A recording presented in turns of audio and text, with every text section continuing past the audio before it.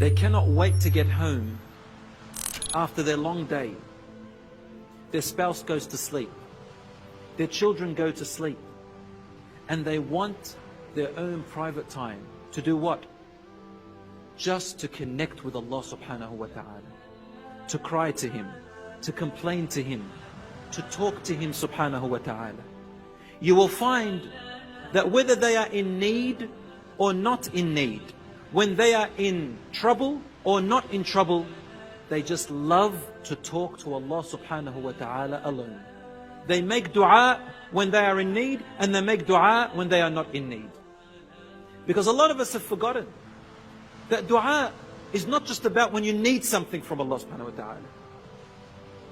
You should not be a person who only turns to Allah when they need something, or when they are in strife, when they are in hardships.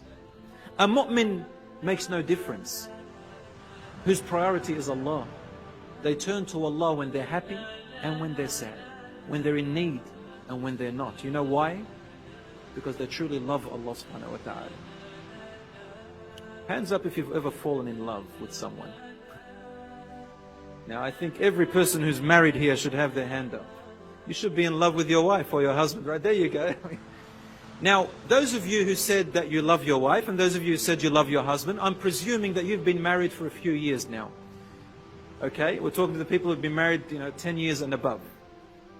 I'm sure your love has become very ordinary and you become used to it, right? So let's take you back about 10 years ago when you first met your spouse. How was your love then? When you were engaged? What did you do? Your beloved was always on your mind, right? When you go to sleep, you dream about them. When you wake up, the first one you mention is them. That becomes your daily dhikr almost. So when you love that person so much, they're always on your mind. You want to call them, you want to speak to them. When you're at school, you're doing your exam, right? And you can't help but suddenly write your beloved's name accidentally. Think, what am I doing, right? You see them everywhere you go. You don't really need them. But because you feel an attachment to them, a love, you find yourself wanting to talk to them. You find yourself remembering them. So you start making dhikr. But your dhikr is the loved one. On a different note, imagine you've gone overseas. Who do you start remembering? You remember the loved ones. When you're in pain, who do you remember? You remember your loved ones. The more you are distant from your loved ones, the more you remember them. Not because you need them, but because you love them. Allah should be the most beloved to you more than anyone else. And if you love anyone more than Allah subhanahu wa ta'ala, listen carefully, if you love anyone more than Allah subhanahu wa ta'ala, then I would say that you are at risk of one day becoming harmful to yourself. You may be at risk of one day becoming suicidal. And I'm not joking. Why? Because anything or anyone you love more than Allah will one day leave you. You don't own your spouse. You don't own your children. You don't own your wealth. You don't even own yourself. My evidence? When you were born crying. You didn't want to come out into this world. You said, take me back inside. But you had to come out because you don't own yourself. You don't control yourself. And when you come to die, you can't give yourself another minute to live. Why? Because you don't own yourself.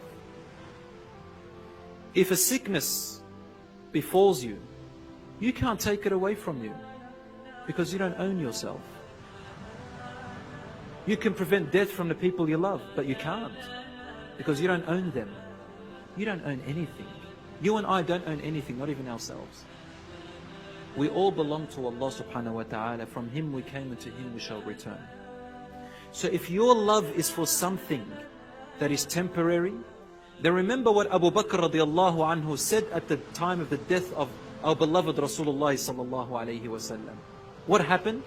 Umar radiallahu anhu stood up and he held his sword, saying, anyone who says that Rasulullah has died, I will strike his neck.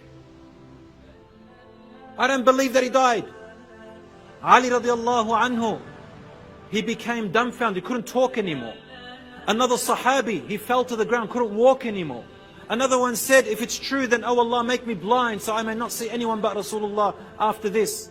Another one said, oh Allah, if it's true, take my life because I don't want to live another minute after that.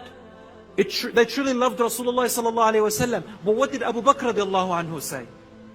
He turned around and said to the people, Man kana ya'budu Muhammadan fa inna Muhammadan qad mat.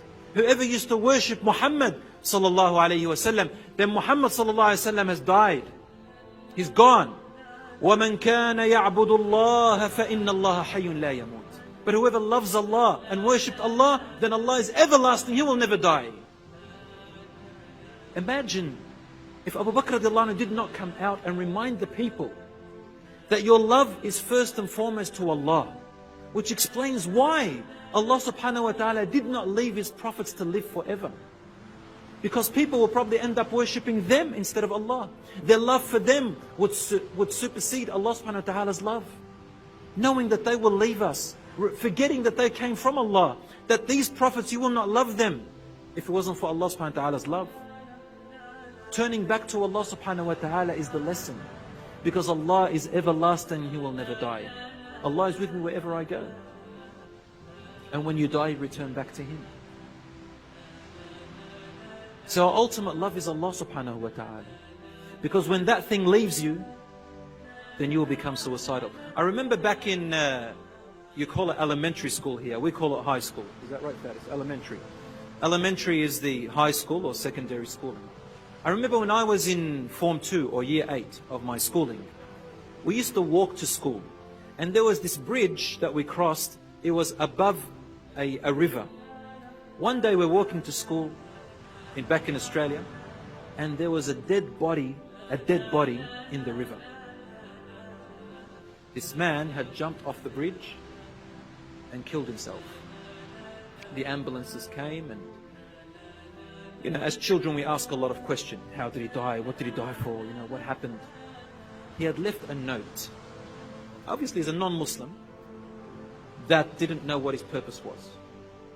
The note said that his long-time girlfriend left him for another man. So he had no reason to live anymore. So he killed himself. He couldn't bear the pain. Subhanallah. Subhanallah. He worshipped his girlfriend. And his whole life was for his girlfriend. So when his girlfriend left him, he took his life. You remember that actor? What's his name? Robin Williams. Remember Robin Williams? Anyone heard of Robin Williams, that comedian? Yes? Robin Williams? Famous actor from America. Very famous actor. He committed suicide about 2 years ago or less. He has all the wealth of the world. You always see him cheerful, laughing, joking. But he went from divorce to divorce. I mean, finally he hanged himself and killed himself. No reason to live. Why?